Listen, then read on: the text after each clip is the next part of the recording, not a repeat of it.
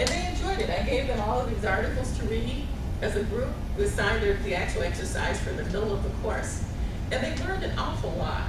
And they started to have a vernacular that was reasonably intelligent, right? Because that's where you want them to be. Right. At the end of the course by the midterm, you want to hear language that has something to do with what you've been teaching and what they've been reading. So make sure you keep a journal. All of our teachers kept journals of all of these analytical questions. They all had to draft them. Have you all drafted all of the analytical questions? Yes, we're gonna do the last set. Have you made juxtapositions? Have you taken sides? Have you changed your minds? Have you done any of that? Do you see this work as work that needs to continue in a formal workshop Yes. session format? Yeah. And do you see it as something that needs to evolve during the course of the semester? The semester? So how frequently do you see it actually as a practical matter? Being something that would engage you and keep you interested given your workloads? Twice a month is what Tom just said. Others of you? Robbie?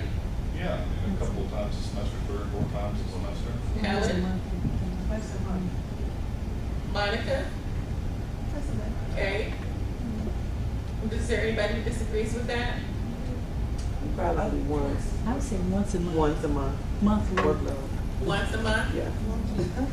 But monthly? Yeah, at least. So how do you keep the momentum that you built? How do you sustain it? This is July, so you have August, and then you have school starting in September, full throttle. How do you sustain this? Who's gonna plan the colloquia? I had it down there. Let's talk. All right, so Robert, do you see that as a part of your role? All right, what else would you say? Robert is a trooper. Yes. Okay, is it time for a break?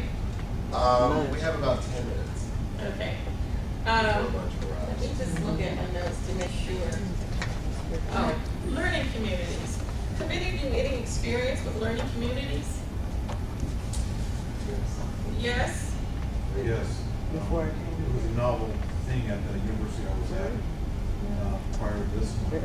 So they were starting it, and basically it was taking, for instance, a mashup, I guess that's what the kids would call it, of like math and sociology or something like that. Bringing together, but also I think of, when I saw people do it, it was more cohort mentorship. Yeah. So that was big, more important, I think, actually, than the content. And also critical thinking. Okay. Now, we don't have learning communities in any formal way at the university, I don't think. Maybe the closest thing that we're getting to it is what engineering started two years ago, bringing in the kids in the summertime and trying to give them pre-Cal, Cal-like experiences in terms of their math requirements, making sure that they came together as a cohort for the next 4 years of their work. And then they have a language component to the program that started 2 years ago, where they want all of their engineering students in language communities, French language communities. And so that's sort of emerging, that it certainly is not on its feet just yet. But for the most part, we don't have anything that even mimics that. We don't have discussion sections at the university. And students could benefit from faculty peer-led discussion sections, and you should try to see what's possible with respect to learning communities. Start some conversation in your own units to gain support for just starting a small learning community to see what happens. And when you form these learning communities, be sure that you include students who are not all the best in your classes. Make sure that every level of student is represented in the learning community. And when you do that, make sure that they all have proper mentorship, because the ones who are the weakest will drop out if they don't think they can give voice to what is going on in terms of the center for the discussion. And to help young people find their voices is probably the most important thing we can do in an informal learning community. Right? It's also a place where students can give you their drafts and can give their peers their drafts so that they can get peer review of their writing skills and their argumentation skills. That's really hugely important. Okay. So everything I'm saying sort of implicates that we rethink how you think about the teaching learning process and how you see yourselves as being a change agent for your units. Now, that isn't said to burden you. We don't want to burden you with having to be the everything for this, like being the only black in the room. That's not what we're trying to do. We don't want to make you the only person in the room who wants to have the courage to teach. But we do want you to use your considerable influence and sincerity to produce some change in your classes and on your faculty. Right?